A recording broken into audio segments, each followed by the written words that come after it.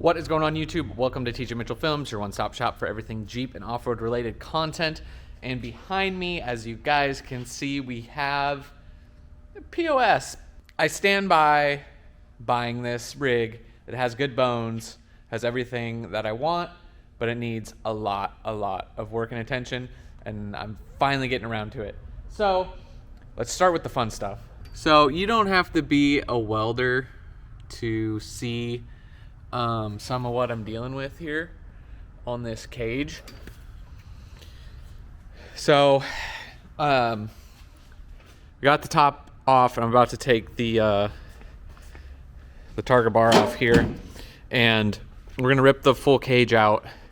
Some of the main tubes I'm gonna be keeping, and some of the tubes I'm gonna be replacing. Let's just talk about that real quick. So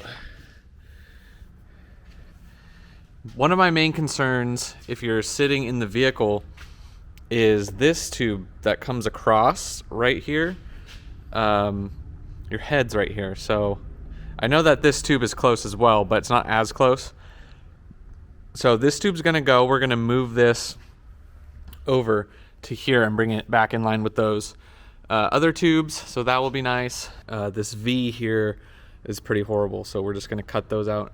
These tubes up top are okay. We're gonna redo those welds. And then I'll talk about, so I'm not sure on this cage kit, if it was a kit, but with the way this plug weld is right here, I'm not a fan of this. Personally, I would have just made this bend in one piece, but with how this sleeves in, we're gonna keep this tube. As you guys can see, I got a lot of work ahead of me, and this is just the start of it. There's a ton more, so let's just jump right into it.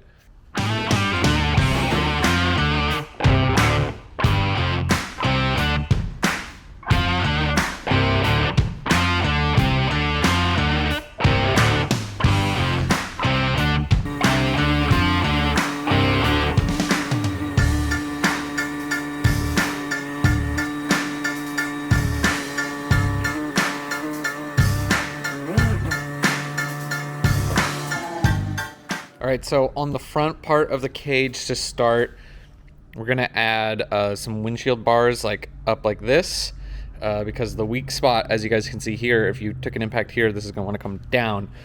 So we're gonna do that, and then from there, they'll tie in here and they'll run straight across, lining up with these ones. We're gonna cut these ones out. We're gonna cut out and redo this gusset because it's ugly as crap. Same with this gusset is ugly and not in the right spot. It needs to be down here to actually do work.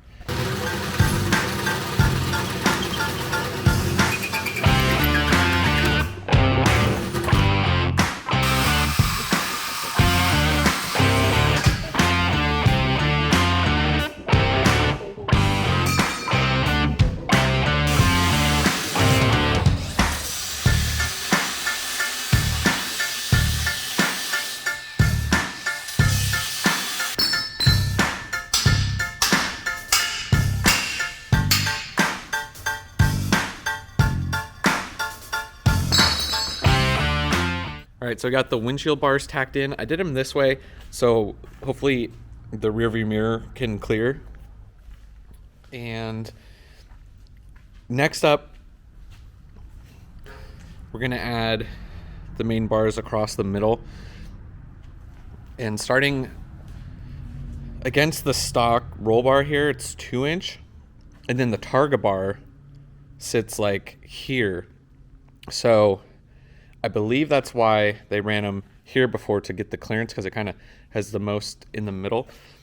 So we're going to do a little bend down to clear and then come straight. And we're going to try to line straight into against this tube, straight across. So it should land somewhere right around here. So pretty close to tying in with the windshield bars as well. So that's going to give it some nice strength.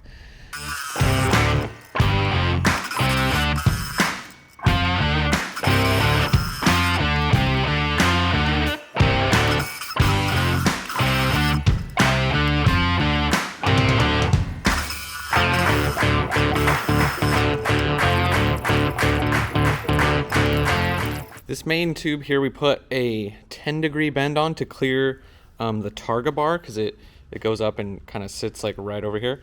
So that just barely clears, and then it lines up with the windshield bars here. Got the other one for this side cut as well. Throwing this in to help tie in these two tubes here.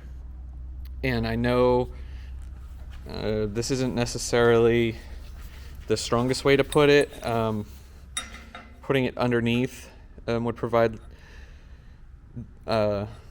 support from a end over end rollover, but this will provide for a side impact, preventing this tube right here, if this weld, because the previous owner couldn't make this bend in one piece, so if this tube were to break, it would break over on a side rollover. So I'm going overkill with the gussets. I like the 1-inch tube for gussets better. And then just for fun, since I'm in here, I'm gonna throw in these on each corner as well. I do want to touch on, just real quick, just to clear this up, this is me sort of mitigating a disaster and taking the best, without having to rebuild the entire cage, because there's some decent parts in it. I think this is the best middle ground to reinforce it and make it a lot stronger than what it was. This is not normally how I would go about a cage I would build from scratch, but I think this is going to save a lot of time and money. So, and it's a Samurai, so we're sort of on a budget.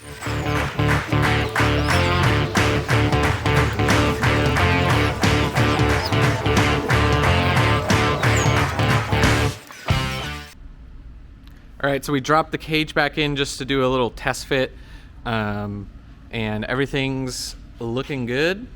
I like this extra headroom here versus that bar coming straight across. Actually, it was this way. So yeah, a lot better. I'm happy with it. We're gonna pull it out, do the finish welding on it, a little bit of grinding, and paint it.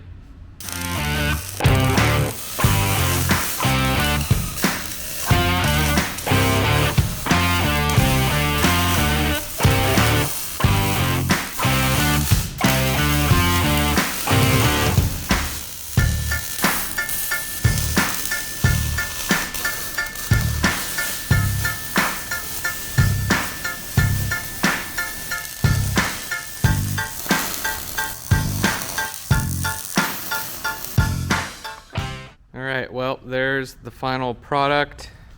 The S welder ran pretty good. And so yeah, still using the yes welder, still like it. Ran pretty good. Quick note, I decided not to put anything in here.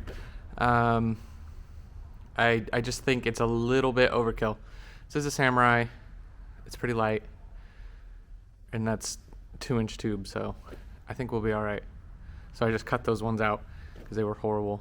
So yeah, we got the cage back in, and that is going to conclude this part of the Samurai rebuild.